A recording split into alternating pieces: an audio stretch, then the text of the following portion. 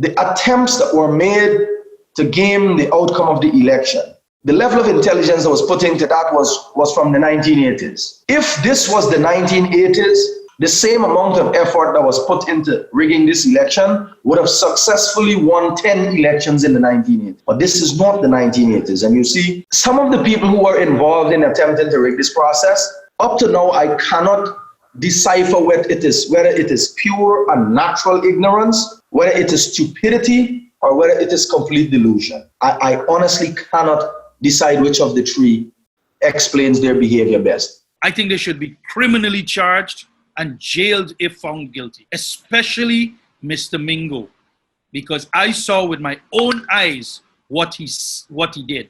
And I'm hoping that I will be called as a witness to properly expose him, because what he did harmed a people. An entire nation was harmed because of his selfish actions, but it was also criminal. Overall experience on personal was beautiful, because that's what Guyana is. It's just beautiful. It's what you put in your mind and you take away from it.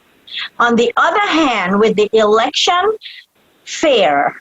What I experienced was total fear. I'm a veteran and I am not afraid. I learned in the military not to have fear. When I went to Guyana, I experienced firsthand being fearful of the police because I was arrested. I would like to hope that people will look at this 5-month period and their first thing will be, we cannot have this happen again, and this cannot happen in 2025, because it's not good for the country. It's not good for the people. The Guyana March 2nd, 2020 elections will go down in history as the boldest attempt in modern times to steal an entire election and suppress the will of the people while the entire world watched in real time. In any democracy, there are 3 basic pillars that must prevail. Number 1, protecting the rule of law, or protecting or upholding the Constitution. Number 2, exercising your right to vote. And number 3, your vote must be counted. A considerable Guyanese diaspora live in the United States and Canada and watched in awe the questionable maneuvers and gamesmanship perpetuated by members within the Guyana Elections Commission, GECOM, after the close of polls on March 2nd.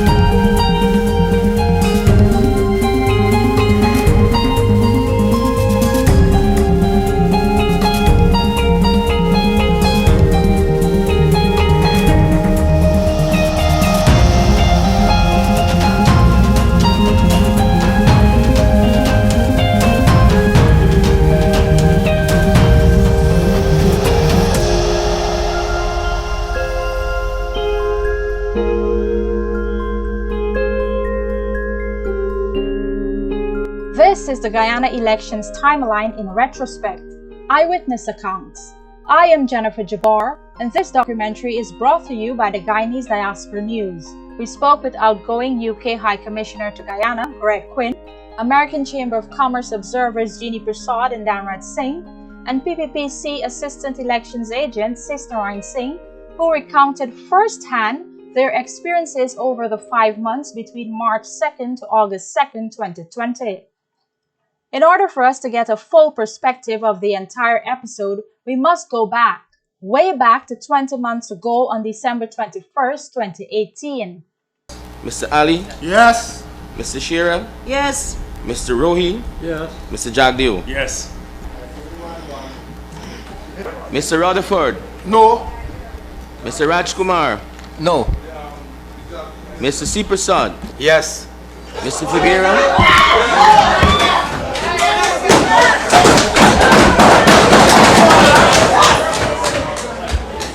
Guyana'S Prasad was a sitting member of the National Assembly on the government side when he voted yes to a no-confidence motion brought to the House by opposition leader Bharat Jagdeo. At the time, Prasad was dissatisfied with many aspects of how the government of the day conducted its business. Sitting on the government bench, it was the government that closed the estate, and so I was responsible for what the government did as a member. After the government of the day was defeated by a no-confidence motion, the Constitution stipulates that elections must be held within 90 days. But instead, on January 4, 2019, private citizen Compton Reed filed a petition against the no-confidence motion on the grounds that 33 is not the majority of 65 in the 65-seat parliament. On January 31, 2019, Chief Justice Roxanne George ruled that no confidence motion stands and that 33 is the majority of 65. Not willing to accept defeat, the APNU AFC on February 11, 2019, moved to the appeal court to challenge the validity of the Chief Justice's ruling. Quite bizarrely, on March 22, 2019, the appeal court ruled that an absolute majority of 34 is required for the no confidence motion to be valid. So the way I see that, even if you use what they're saying, 33 or 65 divided by 2, you get 32 and a half. When you round it up, both sides will then be 33, 33. And when you plus 1, you get 34, 33. So what they're saying, or what they said, that 33 is not bigger than 32, but 34 is bigger than 33. So here's the magic. We are 65 members in parliament. And if you get 34 and 33, that's 67. How can you, in which world, get 67 votes out of 65 people? On March 27, 2019, opposition leader Bharat Jagdeo filed an appeal through his lawyers to the Caribbean Court of Justice, the CCJ, which is Guyana's final appellate court, challenging the Court of Appeal ruling, which invalidated the no-confidence motion. And on June 18, 2019, the CCJ ruled that the no-confidence motion was valid. In the meantime, according to Prasad, APNU AFC had acted illegally and unconstitutional. Parliament was dissolved, should have been dissolved since December 2018. The cabinet should not have been sitting. President and cabinet must resign. Article 1066 says that. 1067 subsequent, after 1066 says, President and cabinet must resign. 1067 now, the next paragraph says, the government shall remain in office until an election is held within 90 days and shall resign when a new president is sworn in.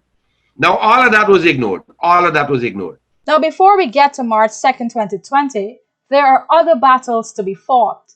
According to the Constitution, the president and opposition leader must mutually agree to a chairman for GCOM from a list submitted by the leader of the opposition. Now, Bharat Jagdeo at the time submitted 3 lists with a total of 18 names. None of those persons were chosen, and in October 2017, instead, President David Granger arbitrarily chose Justice James Patterson to head GCOM. Simultaneously, while the CCJ struck out the no-confidence motion, they also ruled that the appointment of James Patterson as chairman of GCOM in October 2017 was fatally flawed. Justice Claudette Singh was appointed chair of GCOM on July 27, 2019, but it was not until 1 month later, on August 28, 2019, that she halted the house-to-house registration. 1 month later, on September 25, 2019, President David Granger announced that general elections will be held on March 2, 2020. On March 2, 2020, elections were held with full voter turnout in the presence of accredited local and foreign observers. All of us, all of the observers, Commonwealth Carter Centre, OAS, etc., we all had fanned out across the country. Everything all of us saw was exactly as it should be. I myself went to Anna Regina, to Linden, to Skeldon, to New Amsterdam and Georgetown. Everything I saw there was exactly as it should be. All of the other observers said the same. It was a good polling day. And nobody on the 2nd of March or the 3rd of March from any group or any party suggested otherwise. All through the day, it went smooth. Fair and free election was amazing. We had 21 sites in between myself and my husband to visit, and everything, of course, with a few bumps. People were there, they got to vote, there was no confusion, but, and it was counted right, the votes were there, and it was a fair and free election. Now, what happened after was nothing that I expected. Very disappointed in all of it, but thank God the results, at the end of it, it came out good. So, that's it. I'm proud. I'm very proud that I was part of that. And my kids, I can let my kids know that this is what it's about. It's fair and free election for democracy. It was the best election I've ever seen in Guyana. And I've seen the 1992, I've seen the 97, 2001, 2006.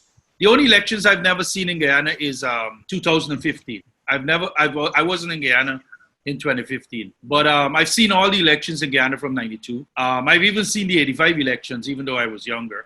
And it was the best elections I've ever seen. This is the first time I think the PBP was so organized. And this, when I say organized, really organized, that they had 2,339 polling agents for every polling station. Plus they had 1,500 people on standby, ready to fill a void. It was an amazing operation. Throughout the whole of the day, the election day, there was very, very little sort of issues that arise around the area, around the country. And I'm not saying that there were some issues you find with administrative issues, one individual getting turned back because they had on a colored shirt, person showing up at the wrong place to vote.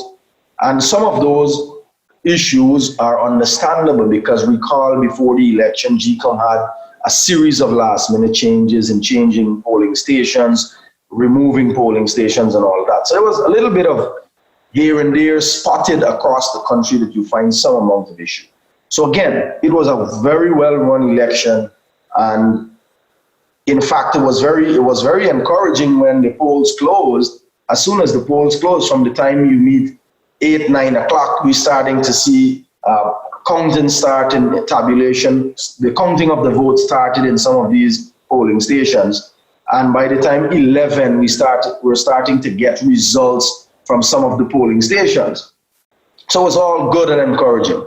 After all observers, both local and overseas, and all political parties, including APNO-AFC, agreed that elections day went smooth and elections were free and fair, the world was in for a big surprise, and reports of theft of an election was already underway on the night of March 2nd.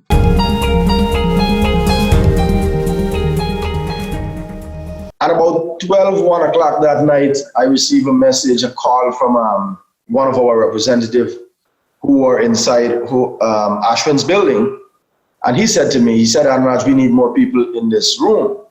I said, what's going on? He said, if we don't get more people in this room, this election will not go down well. People are opening these packages. 2 packages were supposed to come sealed. One for the RO for the region, which in Region 4 case was Mr. Mingo, and one package is destined for the CEO, which is Mr. Lowenfield. What we found happening crazy, because people are opening these packages, taking out stuff, putting in stuff. Half of the pile of the packages there, all the envelopes are open, and our representative that was inside there raised this alarm. And he sent us a short video, which I think by now you probably would have seen that video on social media, where the video, he was up on top, like on the 3rd floor of the building, and he was videoing down, and you're seeing what the staff are doing. After Singh's colleague alerted him of the beginning of attempted fraud, he rushed down to the Ashman's building, the tabulation center, to confront GCOM officials. And I recall the DRO who I spoke to, I can't recall her name, said very clearly to me, no, we were told that we have 3 copies, not 2 copies of the documents. One is for the CEO, one is for the RO, and one is for us. So we were taking out our copy. So I don't know where that come from. I don't know whether that is an acceptable excuse or not, but what we know is the way it was supposed to happen. 2 sealed packages were supposed to be delivered, one destined for the CEO and one for Mr. Mingo, the RO. In fact, the seal of that envelope should only be removed in the presence of representatives for the political parties and observers.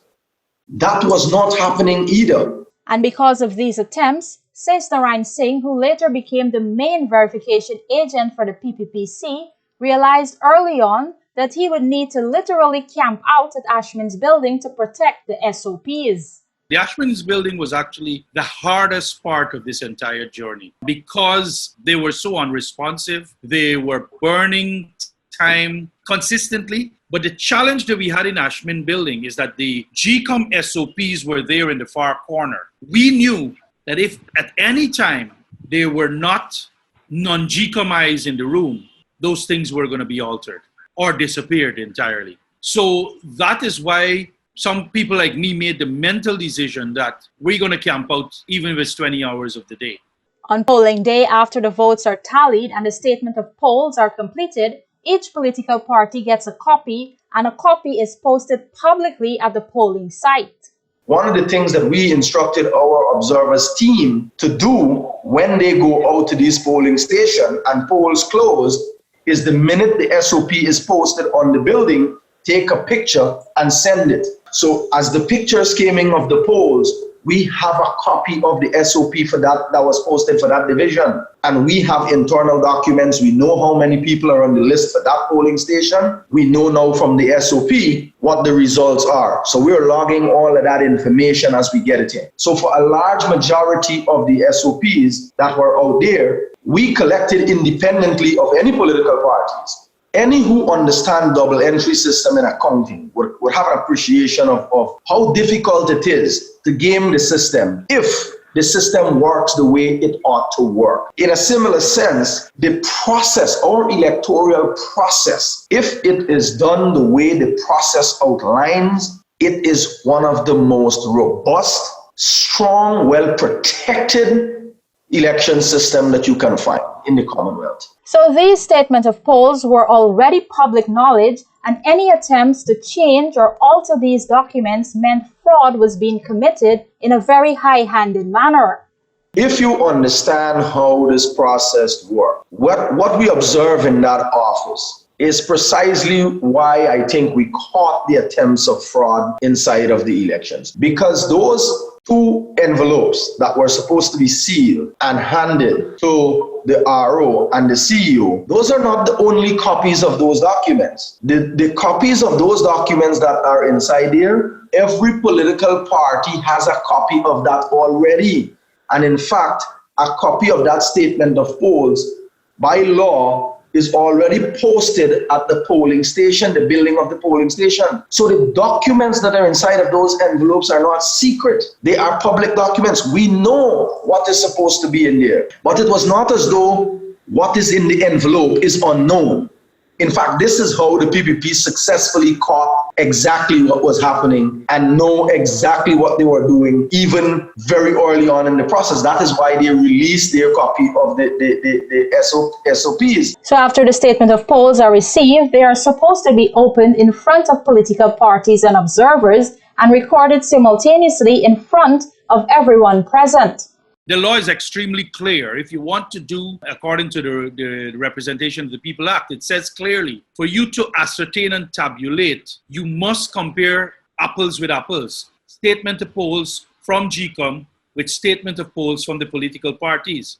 It shouldn't be anything else. And that is what GCOM was moving away from by creating a spreadsheet that was at variance materially from the statement of polls. What happened was, the documents came out of the envelope, handed to one staff. It was taken to another corner where there was a couple of staff sitting there entering information on a system. And it would appear to me that is where the spreadsheet that later surfaced in the process started to get prepared. On March 3rd, 9 of the 10 districts were tabulated successfully. 421 SOPs for the largest District 4 was successfully counted. Because we had a database that we were building, and as I said, we built up the 421 statement of polls, which was clean. And we didn't want to miss one because we realized that at that point in time, we knew the numbers. We knew that the PPP won. So we realized that there was some coordinated effort in GCOM to dial back the truth. I developed a full database loaded with all the information for every ballot box already. We know how many valid voters ought to be on that list for every one of them. And we have that sheet programmed with all the algorithms inside to say the minute we start getting the results and we enter it, we will know the totals, we will know if there is a discrepancy, we will know if more people voted than what is on the list, than who are on the list. And so when they went into Region 4, almost every political party, almost every observer's group had a computer and an Excel sheet, some that they developed on their own that they mirrored from ours, some that they got from us, but everybody had an electronic database. So the minute data points were entered into that sheet, or for some reason names, votes cast was more than the people on the list, the computer recognizes this right away. The algorithms were built that way. On March 4th, the media were not allowed entry into the tabulation center. District 4 returning officer Claremont Mingo collapsed and was rushed to the hospital. A data entry clerk took over the tabulation process.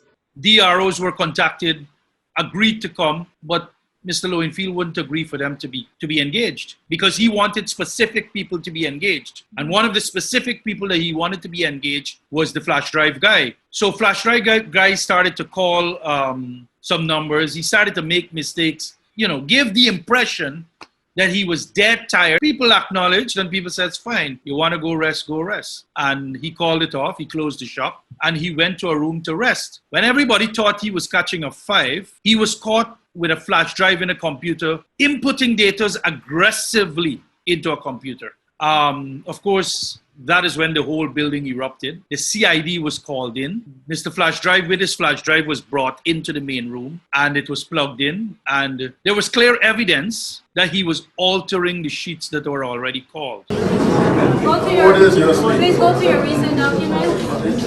This is 193, there it is. Let's go to the bottom of this. Scroll down.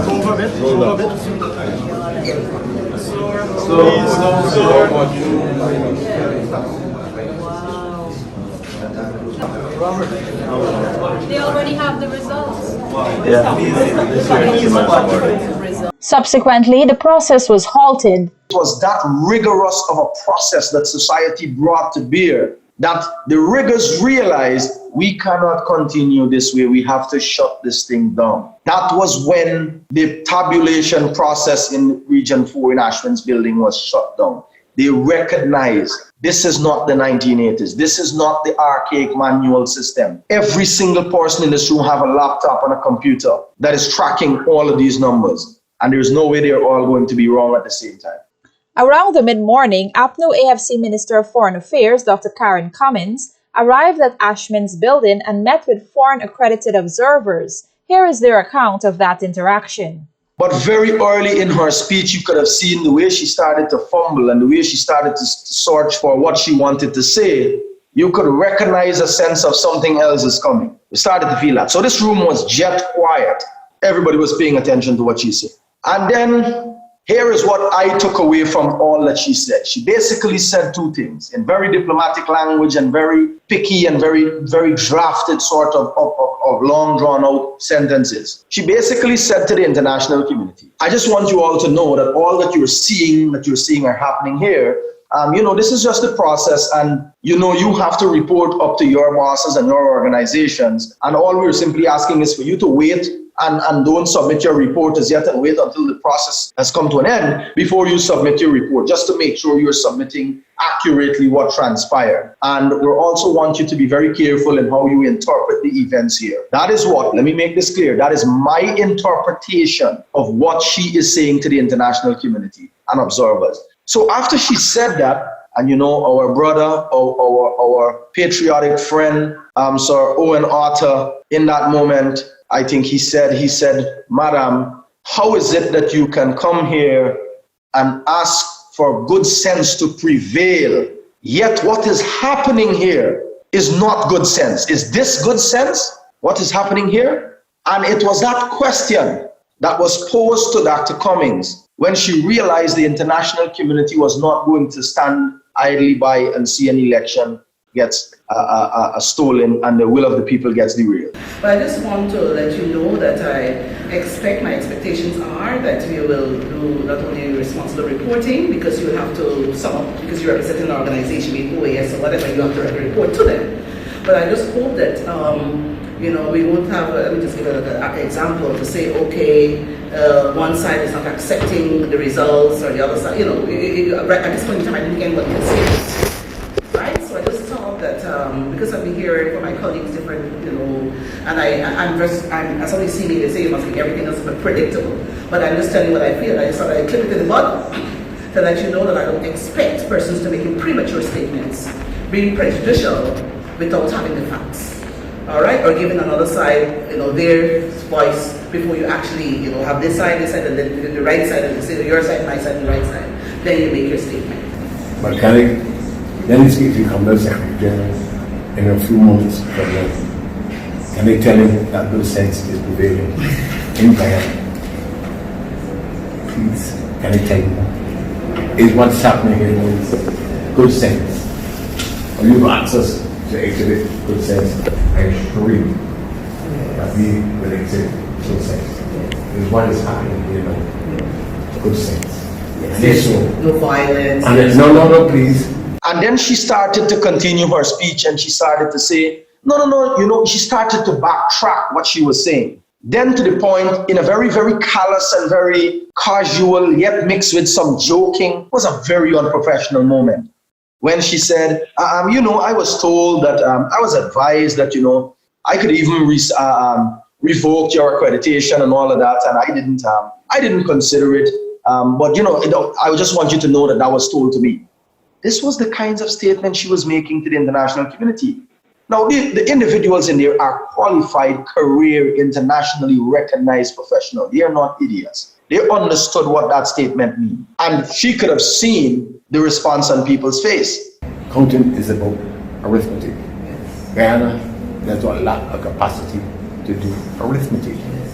So is this good sense? Prime Minister Arthur made a point. There's a process and the process needs to work. This is our process. Let our process work. As simple as that. Let us get on with it. Minister, as well, there's another thing, which is this is the GCOM building. Exactly. Is it appropriate for you to be having this meeting with us in this building? No, but I would say, at this pass, I want to say hello and to, I don't know if you want to say. No. But I heard something, I don't want to repeat it here because of ethical reasons.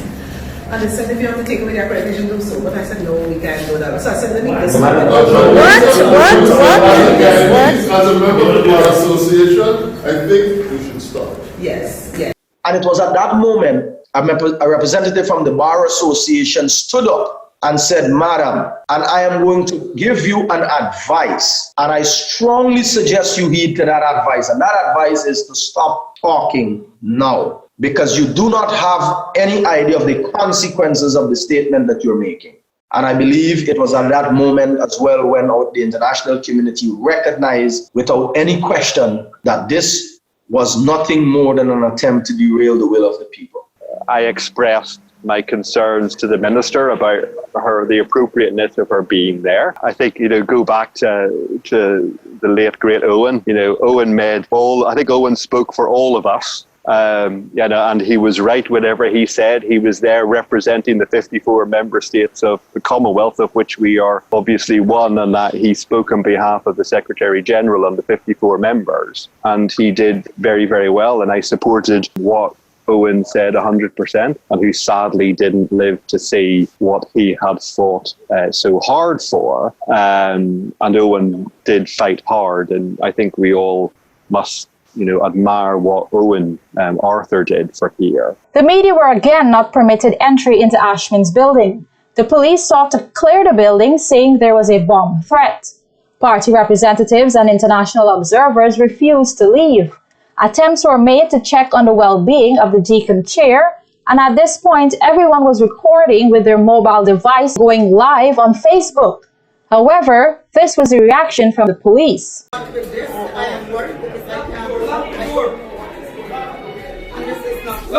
you hurt, Tim? Come on. Come on, get out there. I'm a veteran, 8 years. This was a perfect opportunity for me when the election came up because I am so proud to be a Guyanese. I've always watched what's happening over there. And for me, it was an honor to be part of history because I am a community activist. For 33 years with my kids, I'm not a politician. I don't want to be a politician. I bring resources to the community. Getting the right people to go there for fair and free elections. That's what it's about. It's for the people to speak. It doesn't matter what party it is. Everyone will have their views, and it should serve the community and the country. People are, it's like, well, you can't do this, you can't do that. It's not about that. Let the people speak. Let's give them their choice, because you'll never be right in this world. That's just politics. Let's fight for democracy, which means if that's who the people choose, let's make it happen. So we were chosen and we went. It was an amazing experience, but I never expected what happened to happen. When I went to Guyana, I experienced firsthand being fearful of the police because I was arrested. It was the most uncomfortable. I don't like to talk about it because I believe I'm strong. But what I experienced with the other 3 gentlemen in that room from the police force, I don't wish on anyone. According to Prasad, she was arrested along with 3 other men and interrogated by police in a separate room.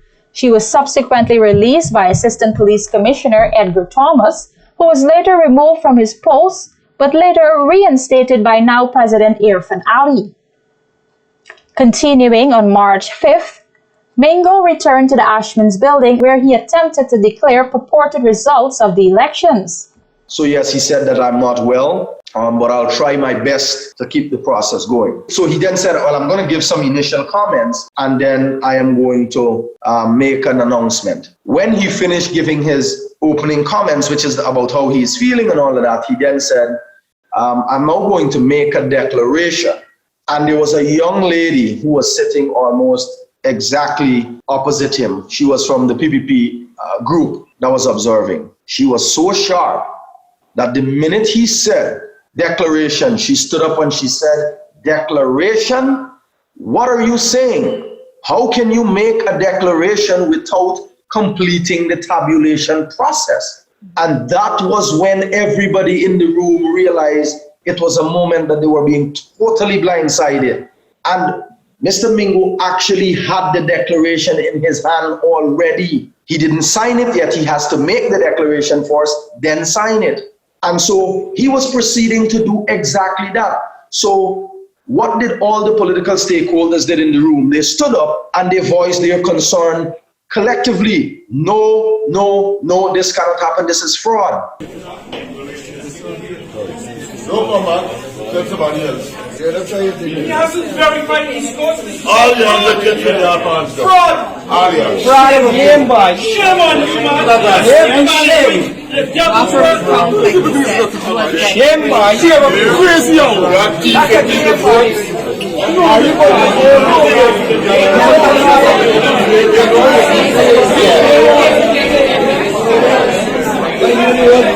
Because think about it, what else were they supposed to do? Were they supposed to sit quietly and allow the act of fraud to be perpetrated without saying something? I don't think that is what is envisaged in an open democracy. It's always right to follow a legal process, and I think it's always important to follow a legal process. Now, we were very clear from very early on in the Region 4 returning officer's office that what had happened in the Region 4 office at that stage was, in our view, not credible. And whenever I say our view, you know, that's the view of not just me and my colleagues here, but the Commonwealth, the EYEWITNESS, CARICOM, over 120, 130 different countries effectively had said this. Mingo then proceeded to attempt to shout the results from the top of the stairs. Mr.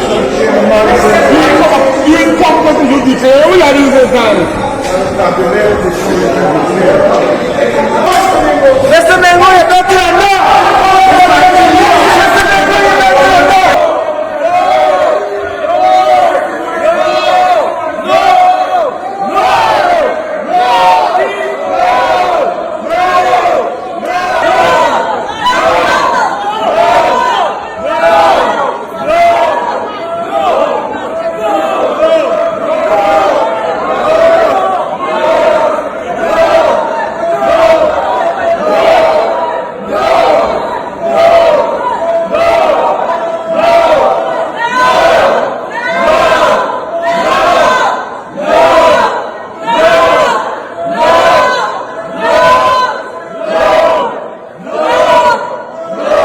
Again, what are the political stakeholders supposed to do?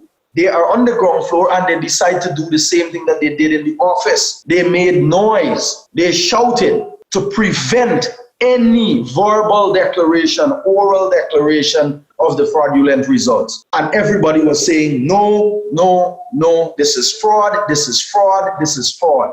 Everybody. That was the chaos that you saw in the room. So it was very heartbreaking and upsetting, irritating for me as a citizen. So when I listen in the many court cases and listen to the interviews on the media and listen to the accounts of many people who were not in that room, and they were branding what happened in that room as though there were disorder, there was chaos, and the GCOM staff was not allowed to function, it was a complete misunderstanding of the events and the sequencing of events that went on in that room. Unsuccessful, he then proceeded to sign the false declaration. And if I take you back a moment inside of that room, when the shouting was there to prevent Mr. Mingo from making the oral declaration, he then basically said, if I can't make the declaration, I'm simply going to sign it. And that is what he did. After some time, he realized he cannot make this oral declaration.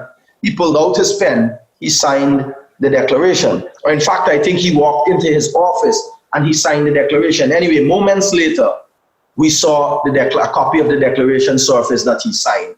That, by the way, was also the same declaration that for some or the other, Valda Lawrence's signature ended up on the declaration. You know, that was a scene that was mixed with a little bit of deception, a little bit of abusing of people's patience and tolerance, stakeholders' patience and wanting the process to be completed properly. And then, of course, it was all capped off, like if you're putting an icing on the cake, with the most vile and unacceptable action by Mr. Mingo. Well, I certainly think, what the Region 4 returning officer attempted to do in the first week of March was clearly an attempt to produce a result which was not credible. Now, you can call that whatever you want, but it was designed to produce a result which was not credible. And ultimately, he was prevented from doing that. Mingo's results were released to the media via GCOM, showing a one-seat majority win by 59,077 votes for the APNU-AFC coalition. Mingo's results bore the signature of APNU-AFC Minister of Health, Valda Lawrence. David Granger addressed his supporters and thanked them for giving him another term. The US, UK, and Canadian High Commission, along with the European Union, released a joint statement questioning the credibility of the results released, saying that the full count was not completed.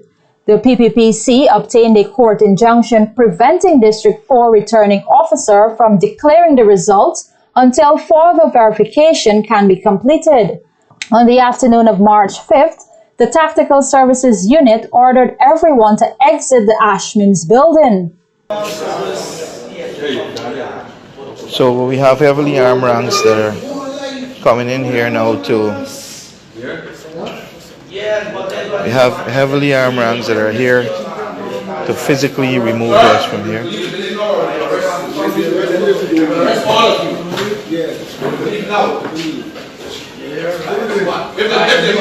they leave, arrest them. If you fail to leave, they arrest you. So they're coming right squad and they say we have to leave. Just walk them out. Just walk them out. Can I get those lights? Sorry, no, you need to exit. No, you need to exit. Just collect these stuff. Collect what you got. Collect here. Okay, let's go. Come on. The commander told us to stay under it. We was told to stay here by the... So you're being physically removed from the building. The heavily armed ranks. Watch out, watch out. Watch out, watch it.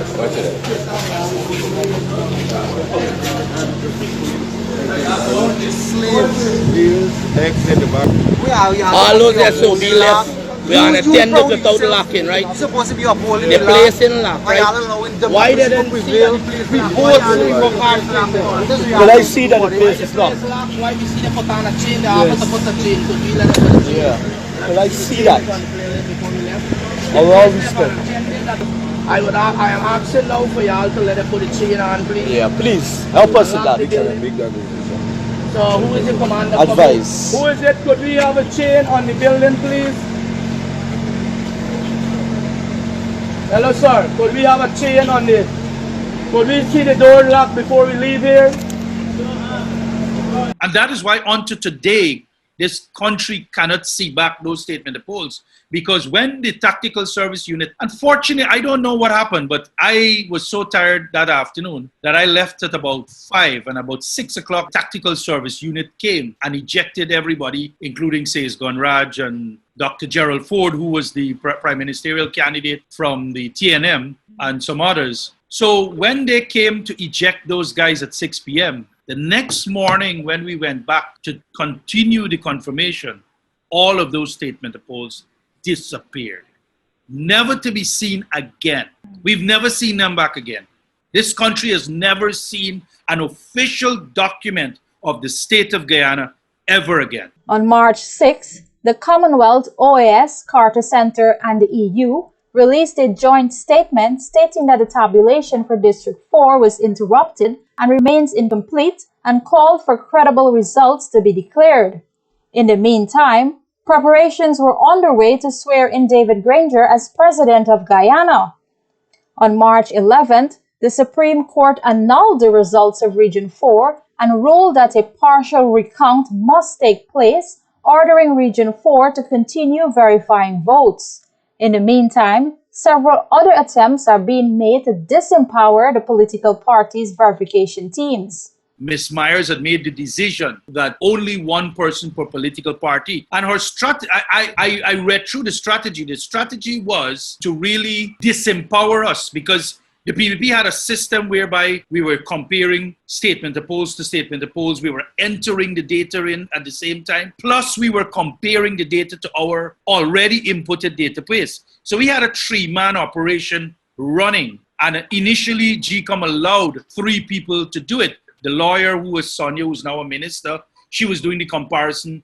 I was doing the inputting, and Nalini was doing the comparison from the PPP data to whatever GCOM was calling out. So we had it locked from all fronts. At one point in time, I was pulling 4 suitcases with all these SOPs from all over Region 4. So every time he pulled an SOP out, I was there with corresponding evidence. So Ms. Myers picked that up. She's not a dummy. She knew what she was doing. So she wanted to take 2 members out to the team, because if you're only inputting, then you're not really comparing. And to input and compare was a really difficult task for one person to do. So that's why when we realized was one, strategically we made the move of collaborating with others to say, can you help us in this process? And people were very willing, the smaller parties, they were willing to help.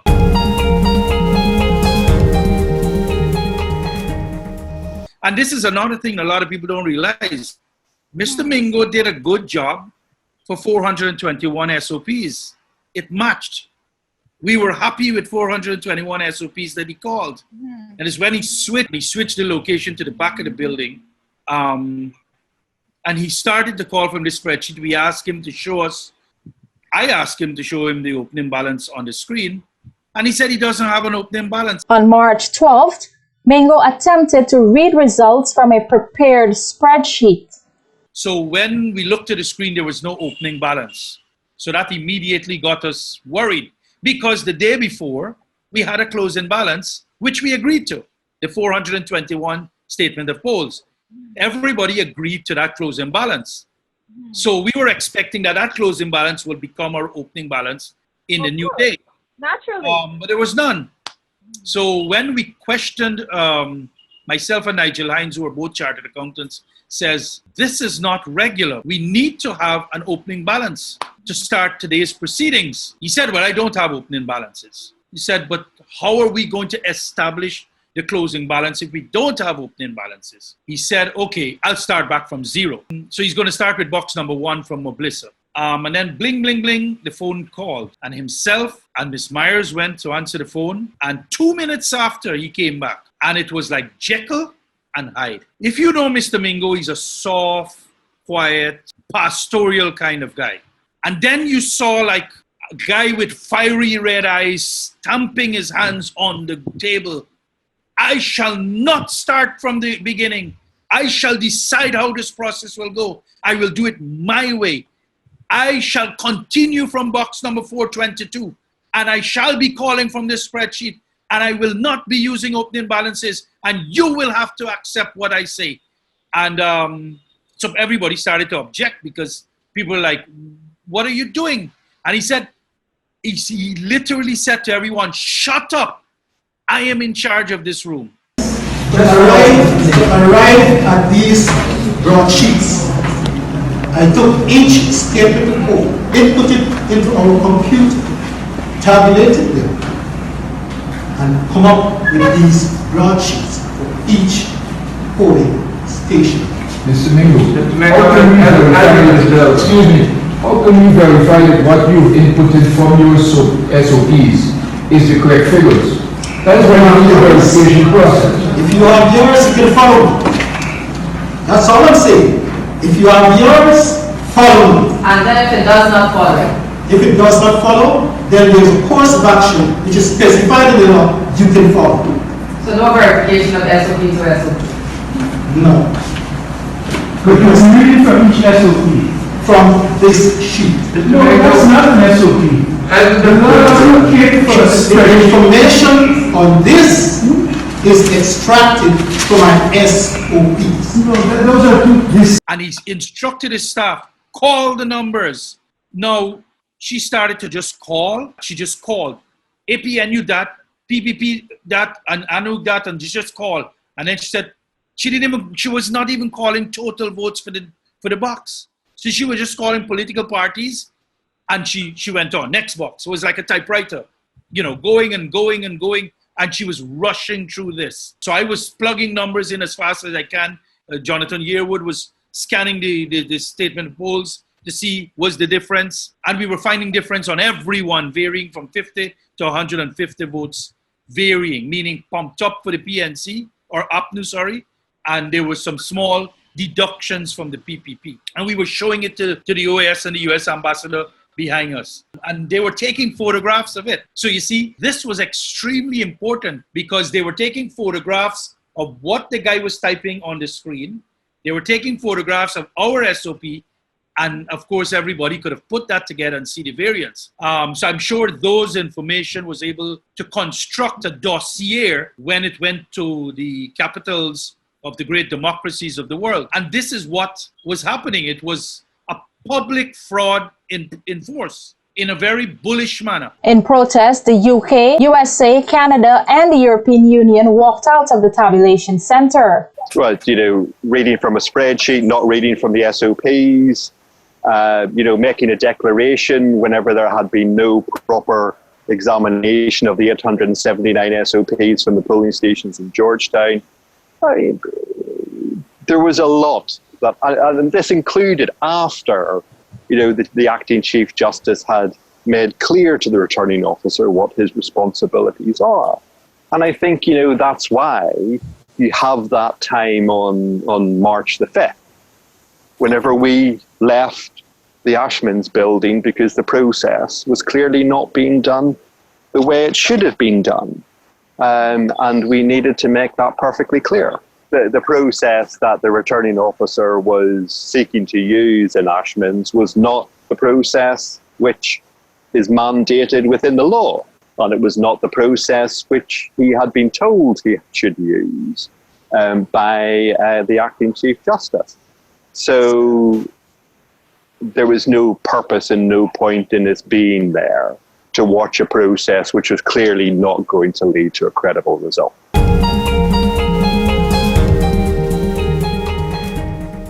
On March 13th, Mingo persisted and declared unverified results. A Partnership for National Unity plus Alliance for Change, 130,289.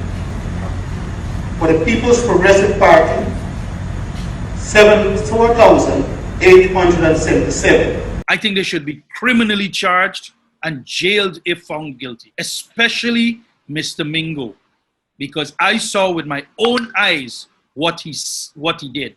And I'm hoping that I will be called as a witness to properly expose him, because what he did harmed a people. An entire nation was harmed because of his selfish actions. But it was also criminal, because the law says you're not supposed to alter the votes. You're not supposed to alter the SOPs, alter the numbers on those SOPs. Mm-hmm. And that is what was done via those spreadsheets. So I won't be surprised if all the SOPs for GCOM has now been burnt. I wouldn't be surprised if all the documentation for these spreadsheets and so forth is now destroyed. On March 14, 2020, Mia Mottley, Prime Minister of Barbados and Chair of CARICOM, led a team of 5 Caribbean Prime Ministers to mitigate the election crisis. On that same day, she announced that the CARICOM will supervise a full recount of the results. On March 15, the CARICOM team arrived in Guyana. On that same day, APNO AFC supporter Yulita Moore filed an injunction blocking the national recount of votes. On March 17th, the CARICOM high-level team left Guyana with Prime Minister Mia Mottley stating that it is clear that there are forces in Guyana that do not want to see a recount of votes. International pressure began mounting. The United States is closely monitoring the tabulation of votes in Guyana. We join the OAS, the Commonwealth, EU, CARICOM, and other democratic partners in calling for an accurate count. We commend CARICOM's role in seeking a swift democratic resolution, and it's important to note that the individuals who seek to benefit from electoral fraud and form illegitimate governments, regimes, will be subject to a variety of serious consequences from the United States.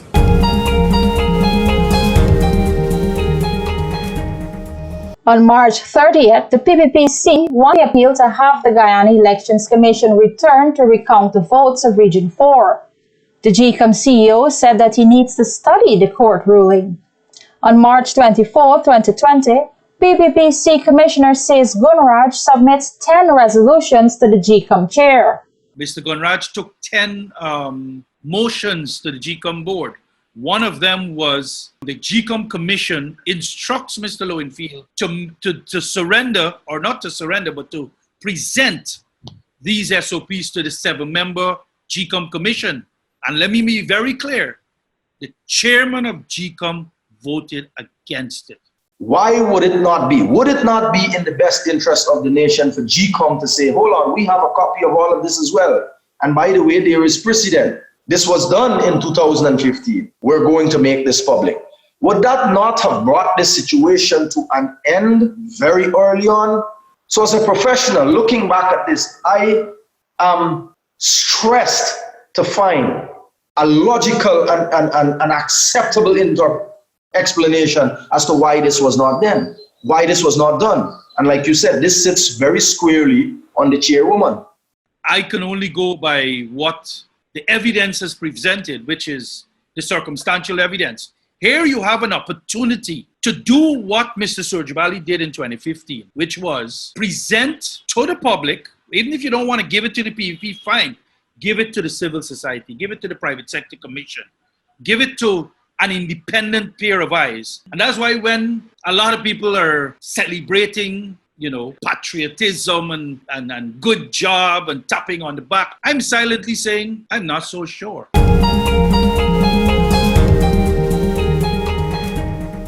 On May 6, 2 months and 4 days after the elections, the recount of votes got underway.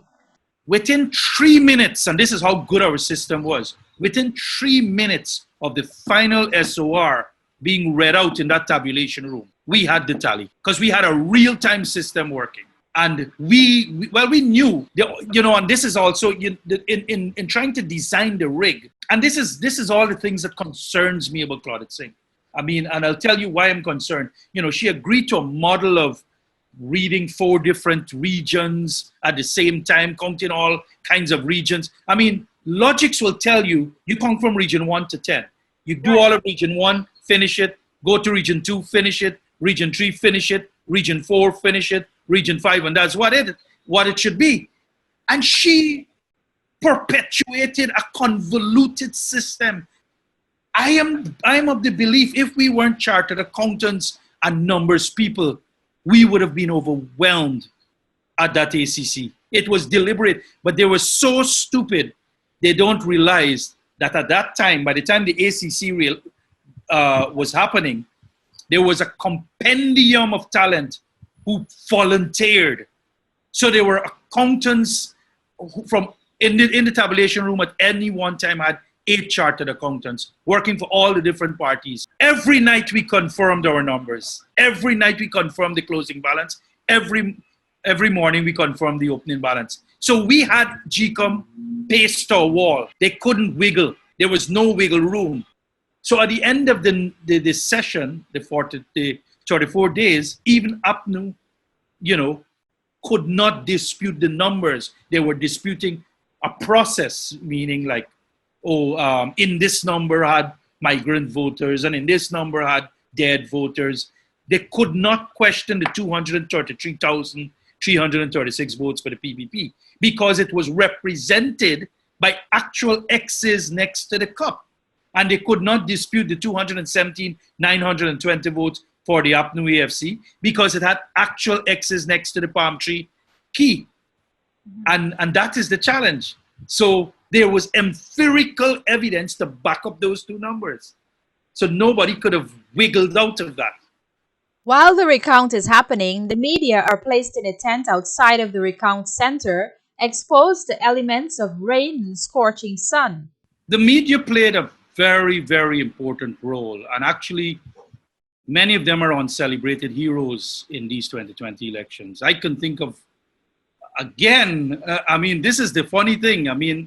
I know you used to be with the media, but the media has some unsung heroes. I can think of a very young lady called Shakima Day from Kaichur News, who went through thick or thin, rain or shine, all sorts of, along with her colleagues. Kemal King, not a young guy, just stood their ground and stayed committed, not to a political party. They stayed grounded in an ideology and a principle that democracy must be reported on. And any attempt to deny Guyana its democracy must be exposed. So there's a whole new revolution of what we call activist reporters and journalists now in Guyana, who are brave, who are not afraid of anyone. These guys are not afraid. You know how many times these people were in real risk and they didn't care. They just stood to the purpose of getting the news. And no one, as they said when they went to the tent, if you're not prepared for the tent, don't come. And because every time people came to the tent, they exposed them. The simple question they keep asking, well, you're making this allegation, show us the evidence.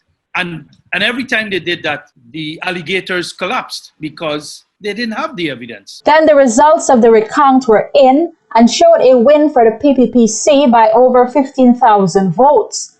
The results of the recount showed PPPC got 233,336 votes, winning 33 seats, while APNU AFC got 217,920 votes, winning 31 seats, and the combined small parties got 9,096 votes, with just enough to win 1 seat in the 65-seat parliament. The recount showed that Mingo on March 13th inflated the APNU AFC numbers for District 4 by 19,116 votes and deducted from the PPPC 3,689 votes. All parties except the APNU AFC signed the certificate of recount. The APNU AFC went on to make several claims and litigations against the recounted results, among those being voter impersonation. It was all part of an agenda to muddy the narrative so much that we couldn't see the clear results of the nation. So a young lady came in and she called her name.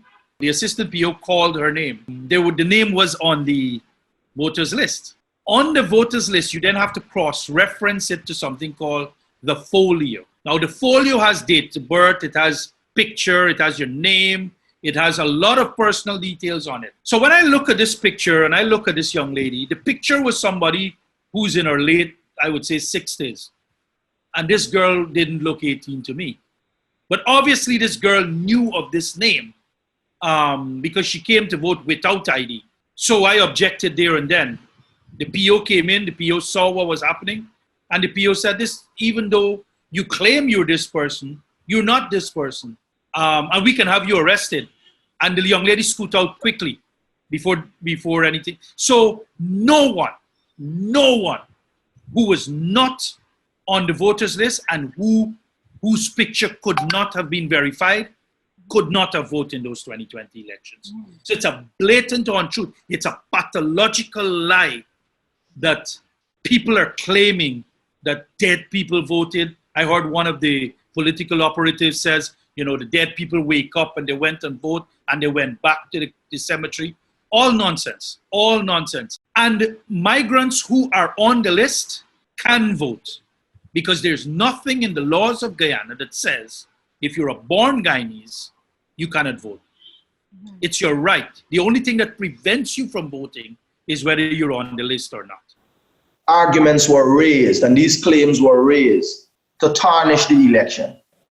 What I believe is, having tried all of that brazen attempt to rig the election and it failed, ultimately what happened is something that they didn't want. A full recount was ordered, and the scrutiny that was going to be put on that recount would have made it all the more worse for anybody who wants to rig that election. So what do they legitimately have to do?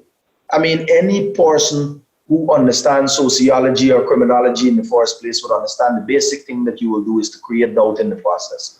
And that is all they did. They threw a bundle of nonsense to the process, administrative ignorance, negligible administrative issues, and threw it to the process and hope that it could stick and they're going to amplify it. It was all an attempt to cast doubt on the entire system because they recognized at that point that they cannot doubt the hard facts that would be disclosed to the world, which is the valid votes that were cast. They could not. This is why you hear very foolish things all in the court cases about qualitative count. My God, what is a qualitative count?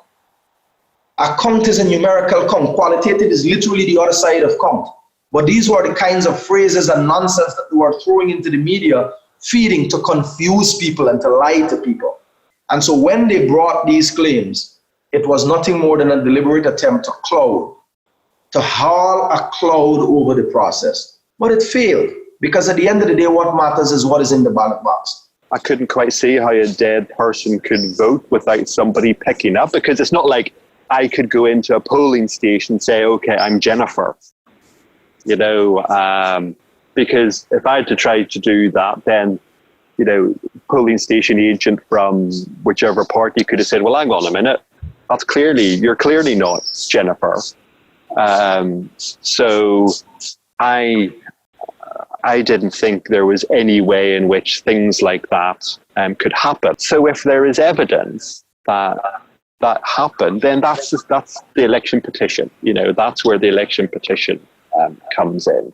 And that's the opportunity to present the evidence. But on the basis of what I saw, I don't see how that could have happened. So everybody had a chance to go, okay, so he says he's Joe Bloggs. Let me have a look and see if he's Joe Bloggs. Yeah, that's his picture. I mean, if you think about it, it's an extremely difficult polling process to corrupt, because the party observers, as well as the presiding officers, all have the folio in front of them, which has all of the biographical detail and the picture. So if there is a question about somebody's identity, all you need to do is look at the picture. So as I say, everywhere I went through all those polling stations, I had a whole pile of staff out and about around the country as well, as did all of my colleagues and all the other missions, and nobody picked up anything substantive. According to the Constitution, President Irfan Ali was deemed president-elect, and the PPPC should have been declared winners at the March 2nd polls. But again, this was not done, and a declaration was further delayed. Instead, GCOM CEO Keith Lowenfield declared massive fraud and presented a report invalidating 115,000 votes. Another series of litigations would ensue, leading again to the CCJ. It's extremely disappointed. That is when I really believed in the phrase sanctimonious gangster, because every day people were saying, we respect the Constitution, we will adhere to the rule of law, we will adhere to the declared results out of the ACC, we will accept the CARICOM report, we will accept the declaration from GCOM, but they never did. On every occasion, they found a reason not to. When you read the CARICOM report, it says clearly the recount exercise was credible, but that wasn't referred to when Mr. Granger spoke to the press. He spoke about some other minor aberration in the report, and it clearly established a commitment to speaking everything else but the truth. You know, in an ideal world, it would have been resolved far more quickly. Now, people felt the need to go through a legal process. I think by the end, maybe some of those legal processes were repeating what had happened before. And the Chief Justice, brought up the whole concept of res judicata. You know, in the course of the last 5 months, I've learned a lot of legal stuff, which I didn't actually know before. But I think, you know, by the time we got to the declaration, it was clear this had gone on for long enough. All of the issues which should be raised in this period of time, in the post-election period of time, had been addressed. And what was left is the sort of thing which should be addressed as an elections petition. Further international condemnation occurred, leading to the United States imposing sanctions on Guyana, citing visa permits being revoked for persons complicit in undermining Guyana's democratic values. The entire 5 months of political paralysis also brought to the fore, as described by the international media, as simmering racial tensions. But does Guyana really have deep-seated racial issues, or is just a fraction of the society trying to create one among the people? Let's find out what our panelists thought. I think there is a genuine concern amongst both sides about what the other side might do and what the other side's goals are. And that's very similar to what the Northern Ireland situation was. It was a lack of trust and a fear and a concern. So I think there is a real need. And I think the last 5 months have really brought this out more than before. There's a real need for the political leadership on both sides to move down a path of reconciliation, to bring their supporters with them, to demonstrate the benefits of reconciling, because ultimately the benefits for everybody, if there is a reconciliation process, are far greater than the benefits for any one group by themselves. We have genuine issues of race in Guyana. There is no hiding behind of that fact. We have 6 races. We're dominated by 2 of them. And for all of our young history, there is still a lot of institutional, individual bias, institutional issues, issues of opportunity, issues of segregation. There are many things that any multiracial society deals with. We have some of those issues to deal with. We have to address them with policy. We have to address them with legislation. We have to address them with many of the different administrative instruments that we have. So let me make that very clear up front. But do I think that we as a people are so racially divided that we cannot exist together on this in this country as we have done 50 years, whether you want to call it successfully or unsuccessfully? I think the answer is no. We are not that divided. And do you know why I say that? I reflect back again in the room in Ashwin's building. When the rigging and attempts to rig this election was happening, if you looked around that room, there were tall people, slim people, Africans, Indians, Amerindian, Chinese, foreigners, local, ladies, men, youths, adults. The people who were in that room came from every single background that you could have think about. And they were all demanding what? For the rule of law and the will of the people to prevail. There are certain elements in the PNC that has not moved away from 1970. They believe that this is the time when the Bongo Squad and the House of Israel and the hockey stick gang will make policies for Guyana. That is their problem. They're still stuck in this Sophia Declaration of 1974, where then a maximum leader made a declaration that the state is but an extension of the political party.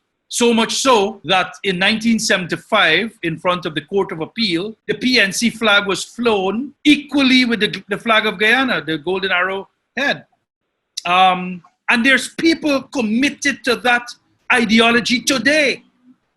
They're so committed that even one of them, Hamilton Green, is on record saying, "My dear brother David, I would encourage you to set aside the Constitution. To set aside the Constitution. To set aside the rule of law." How more intellectually bankrupt can you be? 68% of this nation is below 40 years of age. And that 68% I'm counting on to make sure that people from that generation never see power again. This is not PPP versus PNC. This is a commitment to ensure that people who are ideologically bankrupt and committed to a political party being more important than a state and a people, they should be banished from this society. I want to go back. I want to be part of Guyana. Guyana is so rich, but we need to not have fear in our hearts. We need to love each other. And I'd like to say, for that 3 weeks, I don't care what anybody is saying. 90% of Black and Indian, they get along. They don't see color. So the people, the 10%, they're the ones, they have an agenda that's fighting and talking about racism, you know, you're racist and you're this and you're that. But we love each other, 90% of the people that I interact with, because we drove all the way to Berbice. That's all they want. They want to just be happy. And what is your overall takeaway from the entire 5 months? And this is me being somewhat of an economic and political historian for a second. I think what I observed was this: the attempts that were made to game the outcome of the election. The level of intelligence that was put into that was from the 1980s. If this was the 1980s, the same amount of effort that was put into rigging this election would have successfully won 10 elections in the 1980s. But this is not the 1980s. And you see, what I don't think the people who really wanted to game this election and game the results, what they did not take into consideration is a couple of things. Social media and the speed at which information will travel. I think this generation of Guyanese who were involved in the electoral process came from, many of them grew up at a time when the principles of democracy and freedom were very evident in Guyana. So the strength of the advocacy and observers, I think they did not consider that. What I saw throughout this entire 5-month period was an ideology of don't be afraid to rock the boat, irrespective of how powerful the strong man or strong woman was. So this is what I want to bring to the fore. Never in Guyana have I seen such a coming together of the forces demanding this simple thing called one person, one vote. But we were battling not for a political party particularly. We were battling for an ideology called freedom. And that is what really we were battling for, to make sure that the dignity of our people was preserved and protected, and that no one, no group will be able to ever have these people in bondage. But how could we have stood by and kept things steady in an environment of such barefaced bullyism and untruth? Because that entire four-step process, Ashmin 1, Ashmin 2, GCOM headquarters, and the attempt that they tried to at the ACC was barefaced bullyism and untruth. I would like to hope that people will look at this 5-month period and their first thing will be, we cannot have this happen again, and this cannot happen in 2025, because it's not good for the country, it's not good for the people. The important thing, and this is, I think, the number one message which any government has got to take away, is it has got to rule for every single member and every single citizen. You know, every single 750,000, 800,000, however many people you think there are in this country. You know, government has to be for everyone. And that, I think, is something which we will all be looking towards in this new administration. Is okay, you obviously, you've now taken power as a result of a credible declaration. Now it is incumbent on you, now that you have that power, to demonstrate that you deserve to have that power, and that you deserve to have that power going forward. And the way you do that is by showing that you are there for everybody. On July 30th, the Court of Appeal made a unanimous decision against the Messenger-Jones application, ruling that the recounted votes must be used to declare the March 2nd election results. On August 2nd, 2020, former housing minister and leader of the People's Progressive Party Civic, 40-year-old Irfan Ali, was sworn in as Guyana's 9th executive president. In his inauguration speech, President Ali pledged to conduct a full forensic audit of the Guyana March 2nd elections. All of us are painfully aware of the trauma and anguish that our people endured over the last 5 months, as vigorous attempts were made to destroy our democratic credentials and deny the will of the electorate. All of us have an obligation to the nation and to ourselves to ensure that never again should any generation of our people be subjected to such unlawful behavior. Therefore, a review of events related to the electoral process over the last 5 months will begin shortly in order to determine forensically exactly what transpired and to hold accountable